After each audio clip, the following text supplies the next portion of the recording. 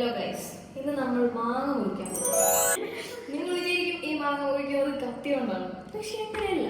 നമ്മൾ മുറിക്കാൻ പോകുന്നത് സ്പൂൺ കൊണ്ടാണ്.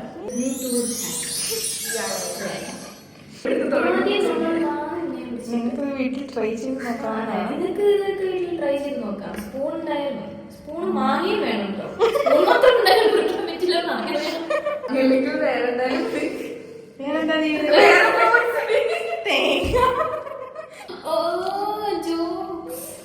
കണ്ടോ എത്ര മനോഹരമായ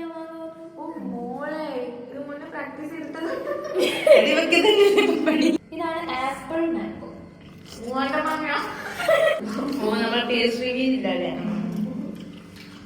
ലാസ്റ്റ് ഞാൻ ഇപ്പോഴൊരു ജന്മത്തെ റിവ്യൂ ചെയ്യാം. തിന്നാനേടെ ഒച്ചത്തില്ലോ